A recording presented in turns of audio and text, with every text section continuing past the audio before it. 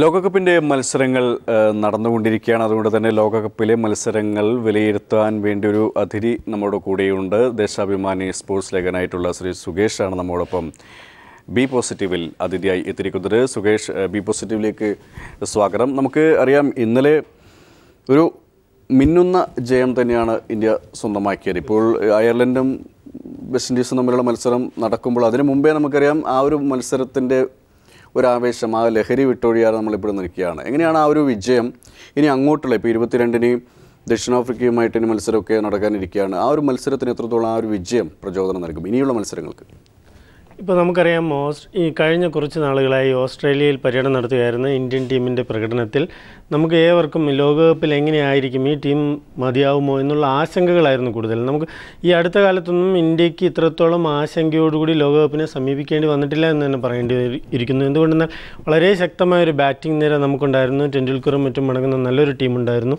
എങ്കിൽ പോലും ഈ സംശയങ്ങൾ താൽക്കാലികമായെങ്കിലും മാറ്റിവെക്കാം എന്ന് തെളിയിക്കുന്നു. മാറ്റിവെക്കാം എന്നുള്ള രീതിയിലുള്ളൊരു പ്രകടനമാണ് ഇന്നലെ ഇന്ത്യയുടെ ഭാഗത്തു നിന്നുണ്ടായത്. എന്തുകൊണ്ടെന്നാൽ കഴിഞ്ഞ കുറേ മത്സരങ്ങളായി 20-ലേറെ റൺ പോലും നേടാൻ വിഷമിച്ച വിരാട് കോഹ്ലി സെഞ്ചുറി നേടിയിരിക്കുന്നു. ഓസ്ട്രേലിയയിൽ തീർത്തും പരാജയമായിരുന്ന ശിഖർ ധവാൻ, അദ്ദേഹം അർദ്ധ സെഞ്ചുറിക്കപ്പുറത്തുള്ള നല്ലൊരു പ്രകടനം കാഴ്ചവെച്ചിരിക്കുന്നു. ഒപ്പം തന്നെ നമ്മൾ പ്രതീക്ഷിച്ചതുപോലെ റെയ്നയിൽ നിന്നും നല്ല പ്രകടനം ഉണ്ടായിരിക്കുന്നു. ഇതിനൊക്കെ കൂടെ കൂട്ടി വായിക്കേണ്ടതാണ് നമ്മുടെ ബൗളർമാർ, നമ്മുടെ പേസ് ബൗളർമാർ കാഴ്ചവെച്ച പ്രകടനം. അവർ 4 വിക്കറ്റ് നേടിയ ഷമി ആയാലും ഒപ്പം തന്നെ അതുപോലെ തന്നെ മറ്റ് എല്ലാവരും മോഹിത് ശർമ്മയെ പോലുള്ളവർ നല്ല രീതിയിൽ പന്തെറിഞ്ഞു എന്നുള്ള, ഉമേഷ് യാദവിനെയും പ്രത്യേകം എടുത്ത് പറയേണ്ടിയിരിക്കുന്നു. നല്ല രീതിയിൽ പന്തെറിഞ്ഞു എന്നുള്ളത് നമുക്ക് വളരെ പോസിറ്റീവായി കാണേണ്ടിയിരിക്കുന്നു. ഇന്നലെ പാകിസ്ഥാനെതിരെ ഒരു കണക്കിന് പറഞ്ഞാൽ ഈ ബൗളർമാരായിരുന്നു നമ്മുടെ ജയിപ്പിച്ചതെന്ന് പറയണം. എന്തുകൊണ്ടെന്നാൽ ബാറ്റിങ്ങിന് വളരെ അനുകൂലമായൊരു പിച്ചായിരുന്നു. ആദ്യ വിക്കറ്റ് പെട്ടെന്ന് നഷ്ടപ്പെട്ടെങ്കിലും പാകിസ്ഥാൻ പിന്നീട് മത്സരത്തിലേക്ക് തിരിച്ചു വരുന്നൊരു ഘട്ടമുണ്ടായിരുന്നു. അപ്പോൾ 2 വിക്കറ്റുകൾ തുടർച്ചയായി വീണതാണ് അവരെ തളർത്തിയത്. ആ രീതിയിൽ ഇന്നലെ ബൗളർമാരും നിർണായകമായ പ്രകടനം കാഴ്ചവെച്ചെന്ന് പറയാം. എങ്കിൽ പോലും ഈ മത്സരം അവസാനിക്കുമ്പോഴും 1-2 ആശങ്കകൾ നിലനിൽക്കുന്നു എന്നുള്ളൊരു യാഥാർത്ഥ്യമാണ്. നല്ലൊരു അഗ്രസീവായൊരു സ്പിന്നറുടെ അഭാവം. അശ്വിൻ ഇപ്പോൾ കൂടുതൽ പ്രതിരോധത്തിലൂന്നിയാണോ ബൗൾ ചെയ്യുന്നതെന്ന് സംശയിക്കേണ്ടിയിരിക്കുന്നു. ഇന്നലത്തെ മത്സരത്തിൽ പാകിസ്ഥാൻ വളരെ കുറഞ്ഞൊരു സ്കോറിന് പുറത്തായതുകൊണ്ട് നമുക്കതിൽ ആശ്വസിക്കാം. എന്നാൽ ഓസ്ട്രേലിയയും ദക്ഷിണാഫ്രിക്കയും പോലുള്ള ടീമുകൾക്കെതിരെ ഇതേ പിച്ചിൽ കളിക്കുമ്പോൾ അത് ആദ്യം ബാറ്റ് ചെയ്യാൻ അവസരം കിട്ടാവുന്ന പരമാവധി റൺസ് അടിച്ചു കൂട്ടുക എന്നുള്ളത് തന്നെയായിരിക്കണം ലക്ഷ്യം. 24 പന്തിൽ വെറും 21 റൺസ് മാത്രമാണ് നേടിയതെന്ന് പറയുമ്പോൾ അവസാനത്തെ 4 ഓവറുകളിൽ ആ രീതിയിലാണെങ്കിൽ അതും വിക്കറ്റ് ബാക്കിയിരിക്കെ ധോണിയെ പോലുള്ള, രവീന്ദ്ര ജഡേജയെ പോലുള്ള ബാറ്റ്സ്മാൻമാരുണ്ട്. അപ്പോൾ ഇവരിൽ നിന്നും ആഗ്രഹിക്കുന്ന ഒരു പ്രകടനം ഇന്നലെ ഉണ്ടായില്ല എന്ന് തന്നെ പറയേണ്ടിയിരിക്കുന്നു. ഇവിടെ ഏറ്റവും നിർണായകമായൊന്ന ഘടകം നമുക്കറിയാം, നമുക്ക് 83-ൽ ലോകകപ്പ് നേടിത്തന്നതായാലും പിന്നീട് 2011-ലെ ലോകകപ്പ് നേടിത്തന്നതായാലും അത് ഓൾറൗണ്ടർമാരുടെ മികവായിരുന്നു. നേരത്തെ മൊഹീന്ദർ അമർനാഥിനെയും റോജർ ബിന്നിയെയും പോലുള്ളവർ, മദൻലാലിനെയും പോലുള്ളവരായിരുന്നെങ്കിൽ 2011-ൽ അത് യുവരാജ് സിംഗ് എന്ന ഒറ്റയാൻ്റെ ഒരു മികവും ഒപ്പം തന്നെ ടീം ഒന്നിച്ച് അദ്ദേഹത്തിനൊപ്പം നിന്നു എന്നുള്ളത് കൂടിയാണ്. അത്തരത്തിൽ നിൽക്കാവുന്ന ഒരു ഓൾറൗണ്ടർ മധ്യനിരയിൽ അത്തരം ഓൾറൗണ്ടർമാരുടെ കുറവുണ്ട് എന്നുള്ളതൊരു യാഥാർത്ഥ്യം തന്നെയാണ്. സ്റ്റുവേർട്ട് ബിന്നിയെ പോലുള്ള നമ്മൾ അഡ്ജസ്റ്റ് ചെയ്ത് കൊണ്ടുപോയ ചില ഓൾറൗണ്ടർമാരല്ലാതെ രവീന്ദ്ര ജഡേജ പലപ്പോഴും ഇപ്പോഴൊരു ബൗളർ മാത്രമായി മാറുന്നത് നമ്മൾ കാണുന്നുണ്ട്. അദ്ദേഹത്തിന് ബാറ്റിംഗ് മികവ് പഴയ പോലെ നിലനിൽക്കുന്നില്ല, അല്ലെങ്കിൽ ഇല്ല എന്നുള്ളൊരു പ്രശ്നമുണ്ട്.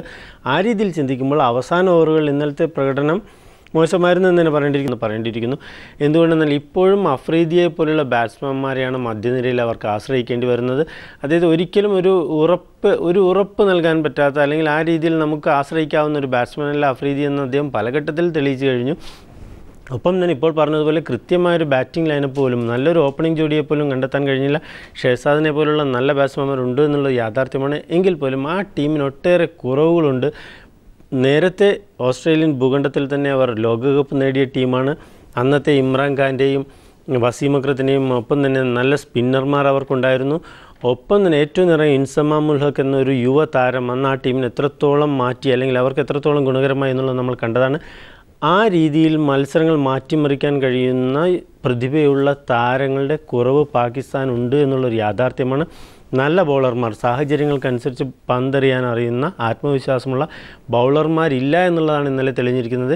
ഇന്ത്യക്കെതിരെ തീർത്തും ദുർബലമായി പോയി എന്ന് തന്നെ പറയേണ്ടിയിരിക്കുന്നു. ഒരു ഇന്ത്യൻ ബാറ്റിങ്ങും ബൗളിങ്ങും എന്ന രീതിയിലുള്ള ഒരു മത്സരം അവിടെ നടന്നില്ല എന്ന് കാണണം. ശരിക്കും പറഞ്ഞാൽ വളരെ ഒരു ആവേശം, കാണികളിലുണ്ടായിരുന്ന ആവേശം കളത്തിൽ കണ്ടില്ല എന്ന് പറയുന്ന രീതിയിലുള്ള ഒരു മത്സരമായിരുന്നു നടന്നത്. അതിന് കാരണമായത് പാകിസ്ഥാൻ്റെ ബൗളിംഗ് അറ്റാക്കിൻ്റെ പോരായ്മ തന്നെയാണ്. ഇപ്പോൾ നമുക്കറിയാം നല്ലൊരു സ്പിന്നർ പോലും പാകിസ്ഥാൻ ടീമിലില്ല എന്നുള്ളതാണ് വസ്തുത. തമ്മിൽ ഭേദമുള്ള ബൗളർമാരെ വെച്ചാണ് നമ്മൾ പുറത്തേക്ക് പോകുന്നതെന്ന് കാണുന്നു. ഇഷാന്ത് ശർമ്മ പരിക്കേറ്റ് പുറത്തു പോകുന്നു.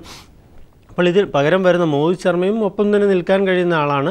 അപ്പോൾ വലിയ അത്ര ഇപ്പോൾ ഡെയിൽ സ്റ്റെയിനെ പോലുള്ള ഒരു താരമായിരുന്നെങ്കിൽ സൗത്ത് ആഫ്രിക്കയ്ക്ക് അദ്ദേഹം കളിക്കാതിരുന്നാൽ വലിയ നഷ്ടമെന്ന് പറയാൻ സാധിക്കും. അത്തരത്തിലുള്ള ഒരു ബൗളർ നമ്മുടെ ഭാഗത്തില്ല എന്നുള്ളത് വലിയ ഒരു യാഥാർത്ഥ്യം തന്നെയാണ്. സ്പിന്നിൻ്റെ കാര്യം പറയുമ്പോൾ പ്രത്യേകിച്ചും അശ്വിനെ ഞാൻ പറഞ്ഞു, അശ്വിൻ തൻ്റെ കരിയറിൻ്റെ തുടക്കത്തിൽ കുറേ കൂടെ അഗ്രസീവായിരുന്നു. അദ്ദേഹത്തിന് ഒരു വിക്കറ്റ് കിട്ടാനുള്ള ഒരു തൃഷ്ണ അദ്ദേഹത്തിന് ഉണ്ടായിരുന്നു. എന്നാൽ ഇന്ന് അത് കുറച്ച് ഡിഫെൻസീവായി അദ്ദേഹത്തിന് ബാറ്റിങ്ങിലൂടെ ശ്രദ്ധിക്കുന്നതുകൊണ്ടാണോ എന്നറിയില്ല, എങ്കിൽ പോലും അദ്ദേഹം ബൗളിങ്ങിൽ അത്രത്തോളം അഗ്രസീവ് അല്ല എന്ന് പറയേണ്ടിയിരിക്കുന്നു. അദ്ദേഹത്തിന് പല ഘട്ടത്തിലും നമ്മൾ കണ്ടതാണ് മികച്ച പ്രകടനം. നമ്മുടെ ചില പഴയ അനിൽ കുംബ്ലെയെ പോലുള്ള ഇത്തരം വെങ്കടപതി രാജുവിനെ പോലുള്ള സ്പിന്നർമാരിൽ നിന്നും അവർ 2, 3, 4 വിക്കറ്റ് നേടുന്ന കാഴ്ച നമ്മൾ പതിവായി കണ്ടിട്ടുണ്ട്. എന്നാൽ അശ്വിനിൽ നിന്നും അത്തരം പ്രകടനങ്ങൾ വളരെ അത്യപൂർവമായി മാത്രമേ കാണാൻ സാധിക്കുന്നുള്ളൂ. ഒരു ശരാശരി സ്പിന്നറായി മാത്രം, ഒരു ഓൾറൗണ്ടർ എന്ന നിലയിലാണോ അദ്ദേഹം ടീമിൽ നിൽക്കുന്നതെന്ന് പോലും സംശയിക്കേണ്ടിയിരിക്കുന്നു. ആ രീതിയിലാണ് കാണേണ്ടത്. എന്നാൽ നല്ലൊരു ലെഗ് സ്പിന്നറെ കണ്ടെത്താൻ എനിക്ക് സാധിക്കുന്നില്ല, അല്ലെങ്കിൽ നല്ല ക്ലാസ് ലെഗ് സ്പിന്നർമാർ ഇന്നില്ല എന്നുള്ളത് കൂടി വലിയൊരു തിരിച്ചടിയാണ്.